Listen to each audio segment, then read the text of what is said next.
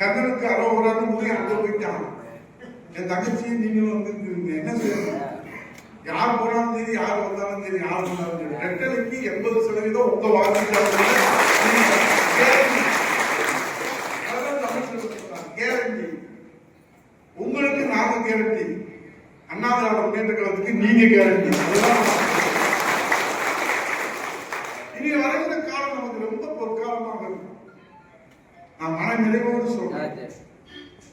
39 வயசுல அமைச்சரான 15 வருடம் சட்டமன்ற உறுப்பினராக இருக்க, இன்றைக்கு எதிர்கட்சி துணைத் தலைவராக இருக்க, 54 ஆண்டுகளான அண்ணா திராவிட முன்னேற்ற கழகத்துக்கு எம்ஜிஆர் அந்த கட்சி, அம்மா வளர்ந்த கட்சி, எடப்பாடியை பாதுகாக்கிற கட்சியில இன்னைக்கு எதிர்கட்சி துணையாக நின்று 6 முறை முதலமைச்சராக இருந்த கருணாநிதி மகன் முத்துவேல் கருணாநிதி ஸ்டாலினை பார்த்து நீ இந்த தமிழ்நாட்டுக்கு துரோகம் செய்திருக்கிறார் என்று சொல்லுகிற அந்த கருத்தை ஒரு சாமானிய ஒரு எளிய தொண்டனாக அண்ணா திராவிட முன்னேற்ற கழகத்தில் மட்டும்தான் இந்த ஜனநாயகத்திற்கு வாய்ப்பு உண்டு.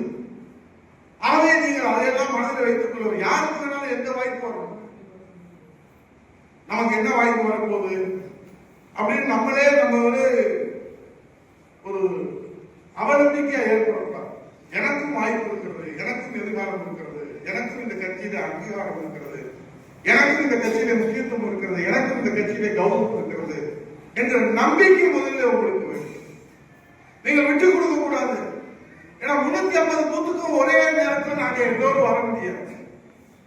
அப்ப அந்த 350 பூத்துல இந்த 38 பூத்துக்கு காவல் காரணமாக நின்று நாய் நரி எது வந்தாலும் அதை தூக்கி வீசி எறிந்துவிட்டு மக்களிடத்தில் வளத்தை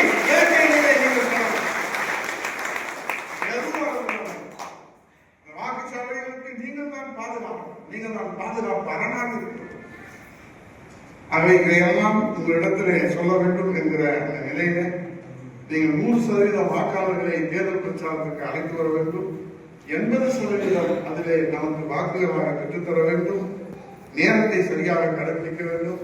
வாக்காளர் மரியாதை 7 முனை அளவு கூட குறைத்து விடாமல் தெய்வத்தின் சாட்சியாக நாம் அந்த சேவைகளை கொண்டு போய் சேர்க்க வேண்டும். ஆகவேதான் இந்த கிராமத்திலே சொல்வார்கள், ஒரு பழமொழி உண்டு, ஒரு மரம் நடுகிற ஒரு வேலை அரசாங்கத்தில் ஒருவர் குழி தோண்டி கொண்டே இருப்பதை கேட்கணும், அப்பொருள் மெய்ப்பொருள் காண்பது அறிந்து என்று வருவோம் சொல்லி தேர்தல் களத்திலே வளர்ச்சிகளை அள்ளி தெளிப்பார். அங்கே அது நடந்துச்சு, இங்கே எது நடந்துச்சு, இங்க இவர் ஓடிட்டார், அங்க அவர் ஓடிட்டார், இவன் இழுத்து ஓடிட்டான், அவன் இழுத்து ஓடிட்டான், இவன் கூட்டிட்டு ஓடிட்டான், இவன் செத்து போயிட்டான், என்ன சொல்லணுமோ சொல்லுவாங்க. தம்பி ஏன்பா ஓ வேலையை பார்ப்பா, எங்க வேலையை நாங்க பார்க்கிறோம் அப்படின்னு நீங்க போயிட்டே இருக்கணும். அசரவே கூடாது. ஏன்னா அந்த வதந்திகளுக்கு தேர்தல் நேரத்தில் பட்சமே இருக்காது. ஆகவே நீங்கள் மிக கவனமாக உங்களுடைய அர்ஜுனன் குறியாகத்தான் நம்முடைய தேர்தல் பணி இருக்கிறது. யார் என்ன சொல்ல உடனே கண்ட்ரோல் ரூமுக்கு அடிக்கிறது. இங்க இருக்கக்கூடிய செல்போன் நம்பர்ல வரிசையா கொடுப்போம் உங்களுக்கு அடுத்தடுத்த குடும்பத்துல. அவங்களை கேட்டு கிளாரிஃபை பண்ணிக்கிறோம், என்னப்பா இப்படி இருக்கா இப்படி இருக்கா. திடீர்னு பாத்தீங்கன்னா நீங்க தேர்தல் பிரச்சாரத்துல கொடியை கட்டி இருப்பீங்க, லைட் செட் போட்டிருப்பீங்க, ஆரவாரமா ஆர்ப்பாட்டமா ஆரத்தி எடுத்து அதை எடுத்து இருக்கும். ஒருத்தர் கொழும்பி போட்டு போவான், ஏதோ முக்கியமான வேலையா வேட்பாளர் வரலையா அமைச்சர் சொன்னாலும் உடனே நீ அதை நம்பி ஆண்டிய கலைச்சிட கூடாது. உடனே உறுதிப்படுத்தணும், தகவலை உறுதிப்படுத்தணும், தலைமையில தகவலை உறுதிப்படுத்தணும். ஆகவே நீங்கள் ஒவ்வொரு விஷயத்திலுமே கவனமாக இருக்கிறது. நம்ம முதல்ல பார்த்தோம் என்னென்ன படித்திருப்பீர்கள், அறிந்திருப்பீர்கள், பார்த்திருப்பீர்கள்.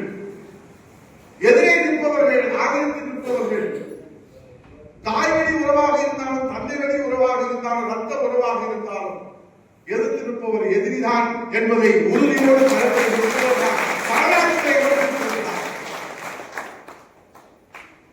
கர்ணனை பெற்றெடுத்த குந்தி தேவிதான் பாண்டவர்களை பெற்றெடுத்தார். ஆனால் அவர் கௌரவர்களோடு இருந்தார். ஆனால் கிருஷ்ணன் சொன்னார், குந்தி தேவி கர்ணன் தான் உன்னுடைய மூத்த மகன். பாண்டவர்களிலே அர்ஜுனனை காப்பாற்ற வேண்டும் கர்ணனிடத்தில் என்று சொன்னார். நீ கர்ணனிடத்தில் இருந்து சக்தியை பெற வேண்டும், அவனை அழைத்து வா என்று சொன்னார்.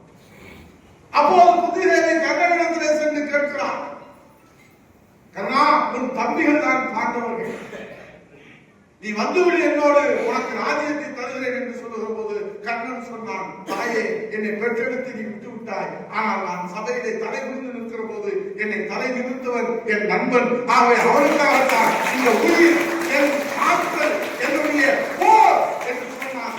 அதனால் நான் அவர் வரலாற்றை இடம்பெற்றிருக்கிறார். ஆகவே நீங்கள் அண்ணா திராவிட முன்னேற்ற கழகத்துடைய கர்ணனாக இருந்து தாய்மொழியாக நீங்கள் வரலாற்றை இடம்பெற்றீர்கள். அற்ப சந்தோஷத்திற்காக அந்த நேரத்திலே நாம் கட்சியை கழகத்தை விட்டுக் கொடுத்தோம் என்று சொன்னால் கோடிக்கணக்கான ஆன்மாக்களுடைய இதயமாக அண்ணா திராவிட முன்னேற்ற கழகம் இருக்கிறது. அந்த பரிமாணத்திற்கு நாம் ஆராய்விடக்கூடாது. முடியவில்லை என்று சொன்னால் களத்திலே நாம் விட்டு விலகிவிடலாம். ஆனால் களத்திலே நின்று நாம் களங்கப்படுத்தினோம் என்று சொன்னால் அந்த பாவம் நம்மை தலைமுறைக்கும் சும்மா. ஆகவேதான் நீங்கள் களத்தில் நிற்கும் போது கர்ணனாக நின்று எத்தனை சொந்தங்கள் பெற்றவரே அழைத்தாலும் நான் ஏற்றுக்கொண்ட தலைமைக்கு விசுவாசமாக இருந்தேன்.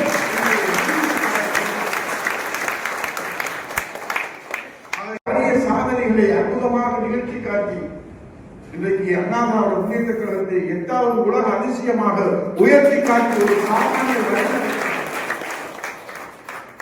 நீங்க செய்ய வேண்டிய பணி. நிச்சயமா நீங்க நல்லா செய்வீங்க, அது எனக்கு எந்த சந்தேகம். அதோடு நம்முடைய தமிழ்ச்செல்வன் ஒரு செய்தியை சொல்லுங்க. தேர்தல் களத்தில் என்ன ஆகும்? நிச்சயமாக மக்கள் நமக்கு வாக்களிப்பதற்கு இப்போது எல்லா பத்திரிகைகளும் வந்திருக்குது. எதிர்கட்சி தலைவராக இருக்கிறதுக்கு, முதலமைச்சராக இருக்கிறதுக்கு, தமிழ்நாட்டை தலைமை தாங்கி வெளிநடத்துவதற்கு அவர்தான் இன்றைக்கு எடப்பாடி அவர்கள். 8 கோடி தமிழர்களுடைய ஒரே நம்பிக்கையாக உலக தமிழர்களுடைய அடையாளமாக மக்கள் இருக்காங்க. ஆனால் நீங்க அந்த வேறு கட்சி என்று அவர்களை பிறந்தது தேவையில்லை. வேட்பாளர் வருகிற போது விரும்புகிற அனைத்து வாக்காளர்கள், ஏன் 100% வாக்காளர்களை நீங்கள் வேட்பாளர் அதை பணியேற்று செய்ய வேண்டும். அப்போது அவர்கள் மனமாற்றம் ஏற்பட வாய்ப்பு இருக்கிறது. நாம் சொல்லுகிற உண்மையை அவர்கள் தெரிந்து கொள்கிற போது மனமாற்றம் அடைவார்கள், மனமாற்றம் ஏற்படும். அதனாலே ஆட்சி மாற்றம் ஏற்படும் என்பதை மட்டும் நீங்கள் மனதிலே வைத்துக் நீங்க என்ன செய்றீங்க? நீங்க முதல்ல நம்பிக்கை உற்சாகமா இருக்கணும். அவர்கள் அந்த தகவல்களை சேகரித்துக் கொண்டே இருப்பார்கள். அதற்கு பிறகு அங்கிருந்து நமக்கு அறிவுரைகள் ஓடை வரும். நன்றாக வேலை பார்த்தால் நல்ல ஓடை வரும். நன்றாக வேலை பார்க்கவில்லை என்றால் பனிஷ்மெண்ட் ஓடை வரும். ஆகவே நம்மை பொறுத்தளவில் திருமங்கலம் தொகுதியை பொறுத்தளவில் பாராட்டு ஓடை பெற்றுதான் நமக்கு கிடைக்காது.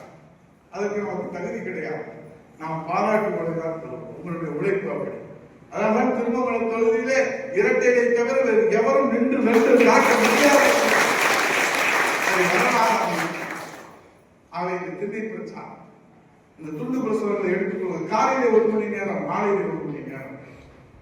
யார் யார் அங்கே அவைலபிளாக இருக்கிறோம்? ஏன்னா வீட்டிலே நமக்கு பல்வேறு சவால்கள் இருக்கும்.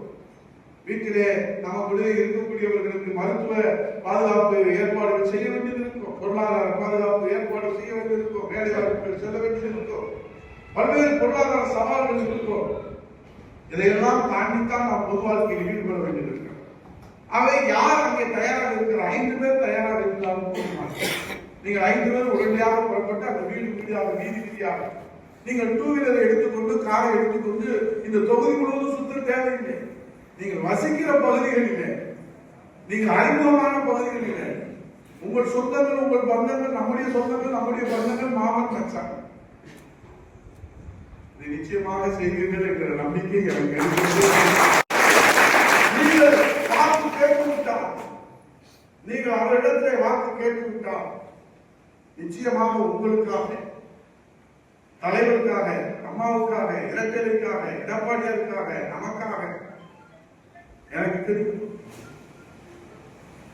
என் தந்தை கிளை செயலாளராக இருந்த காலத்திலிருந்து 84 புரட்சித் தலைவர் அமெரிக்காவிலே புரூக்ளின் மருத்துவமனையில் இருந்த காலத்திலிருந்து நான் தேர்தல் களத்திலே பூத் கமிட்டி உறுப்பினராக இருந்து பணியாற்றியிருக்கிறேன். ஒரு தேர்தல் களத்தை எப்படி அணுக வேண்டும் என்பதை எங்கே தொண்டர்கள் சுறுசுறுப்பாக இருக்கிறார்களோ, எங்கே தொண்டர்கள் உற்சாகமாக இருக்கிறார்களோ, எங்கே தொண்டர்கள் மகிழ்ச்சியாக இருக்கிறார்களோ, எங்கே தொண்டர்கள் நம்பிக்கையாக இருக்கிறார்களோ, அங்கே அந்த இயக்கம் மாபெரும்.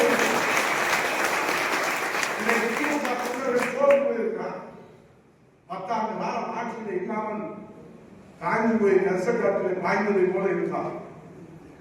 ஆனால் அங்கே ஒன்றும் கிடைக்கவில்லை. ஒரு குடும்பம் தான் கொடுங்கோடு ஆட்சி செய்கிறது. ஆனால் அண்ணா திராவிட முன்னேற்ற கழகத்தில் அப்படி அல்ல. அதிகாரம் என்பது, நம்முடைய அரசியல் அங்கீகாரம் என்பதும் எல்லோருக்கும் பகிர்ந்து அளிக்கக்கூடிய. ஆகவேதான் இன்றைக்கு திமுக தொண்டர்களை சோர்வடைந்திருப்பதாக செய்திகள் முதலமைச்சருக்கு சென்று கொண்டிருக்கிறது. அதனால்தான் இதுவரை இல்லாத வகையில் அண்ணா தொடங்கிய கட்சி அண்ணா மாநாடு கண்டார், கலைஞர் மாநாடு கண்டார். ஆனால் இப்போது ஸ்டாலின் பூத் கமிட்டி மாநாடு, அவருடைய தவ புதல்வனை வெளியே கொண்டு வருவதற்காக இளைஞரணி மாநாடு, அவர் தங்கையை வெளியே கொண்டு வருவதற்காக மகளிரணி மாநாடு, அவர் இவர்களை வெளியே கொண்டு வருவதை விட இப்போது திமுக படுபாதத்தில் வீழ்ந்து கிடக்கிறது என்பதுதான் உண்மையான ஏதோ அண்ணா திராவிட முன்னேற்ற கழகத்தில் எதிர்கட்சி துணைத்தலைவர் என்று புரட்சி தலைவர் எடப்பாடியார் கொடுத்த பிச்சையின் காரணமாக நான் எடுத்து பேசவில்லை, நான் நிலைப்படுத்தி பேசவில்லை. அவர் இன்றைக்கு இளைஞரணியை மகளிரணியை இன்றைக்கு கொண்டு வருகிறேன் என்று சொல்லி திமுக படுபாதத்தில் விழுந்து கிடக்கிறது. நம்பிக்கை இழந்திருக்கிறார். அண்ணா திராவிட முன்னேற்ற கழக தொண்டர்கள் தான் நம்பிக்கையோடு இருக்கிறார். ஆகவே முதல் படியாக இந்த திண்ணை பிரச்சாரத்தை, இது ஒரு டிஜிட்டல் பிரச்சாரத்தை இங்கே சொன்னாங்க. இந்த பிரிண்டர் நம்முடைய ஒன்றிய செயலாளர்கள் 5 பிரிண்டர்கள் இப்போது கொடுக்கப்படும்.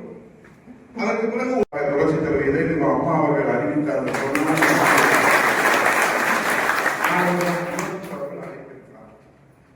இதை தொடர்ந்து நாம் கல்லுப்பட்டி, கன்னிக்குடி, திருமங்கலம் 2 பேரூராட்சிகள், திருமங்கலம் நகராட்சி என்று 350 வாக்குச்சாவடிகளையும் நாம் திருவிழாவாக நடத்துவதை காட்டிலும் ஆழமாக அறிவுபூர்வமாக ஒருவரை ஒருவர் பலகாரம் வாங்கின மாதிரி நல்ல பழகி ஒரு இடைவெளி தான். இப்போது மக்களுக்கும் நமக்கும் உங்களுக்கும் எந்த இடைவெளியும் கிடையாது. அதே போன்று நிர்வாகிகளுக்கும் உங்களுக்கும் எந்த இடைவெளியும் இருக்கக்கூடாது என்ற அடிப்படையிலே தான் தொடர்ந்து நாம் கூட்டம் நடத்தி வந்தாலும் கூட இன்றைக்கு வைர கிரீடத்திலே மாணிக்கங்களாக இந்த கூட்டம் நடைபெற்றுக் கொண்டிருக்கிறது. இதில் நான் ரொம்ப சுருக்கமாக உங்களிடத்திலே நான் ஆழ பதிய வைப்பது, உங்களுடைய பணி என்ன? ஏன்னா தேர்தல் காலத்தில் எல்லோரும் பரபரப்பாக இருப்பார்கள். ஆனால் என்ன வேலை என்று யாரும் சொல்வதற்கே நேரம் இருக்காது. ஆகவேதான் உங்களுடைய வேலை இப்போதே நாம் வகுத்து தொகுத்து உங்களிடத்திலே பட்டயம் போட்டு கொடுத்து விடுகிறோம். இனி இந்த 38 பூத்துக்கு பட்டாதாரர்கள் இங்கே அமர்ந்திருக்கிற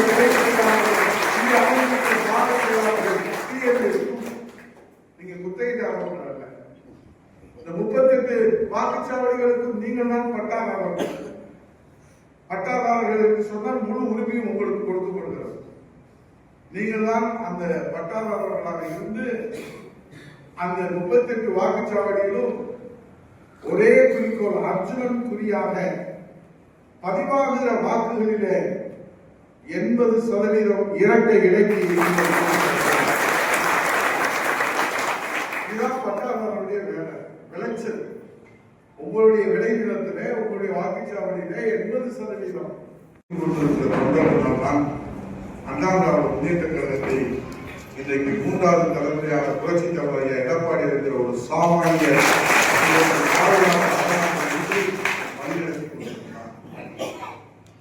இங்க எனக்கு முன்னாலே பேசியவர் சொன்னார், குறிப்பாக திருப்பதி மாவட்ட கழக பொருளாளர் சொன்னார், புரட்சி தலைவர் எடப்பாடியார் எடுக்கிற அந்த காவல் தெய்வம் நம்முடைய குலசாமி எடப்பாடியார் அவர்கள் இல்லை என்று சொன்னால் நம்ம எல்லாம் இன்றைக்கு அரசியல் அனாதைகளாக போயிருக்கோம். ஆகவே இந்த வேசி கட்டுவர் முடியாத சூழ்நிலை ஏற்பட்டிருக்கும். நாம் களத்தில் நிற்பதற்கே நாம் தகுதி இழந்திருக்கோம். ஆனால் இரட்டைகளை மீட்டு கட்சியை ஒற்றுமைப்படுத்தி இன்றைக்கு மக்கள் எதிர்பார்க்கிற அந்த வலிமையான கூட்டணியை தேசிய ஜனநாயக கூட்டணியை உருவாக்கி தேர்தல் களத்தில் முதல் 5 தேர்தல் அறிக்கையை கொடுத்து முதலாக பாரத பிரதமரையே அழைத்து வந்து இந்த 4 தேசிய ஜனநாயக கூட்டணியுடைய வெற்றிக்கு அச்சாரம் வைத்திருக்கிறார்.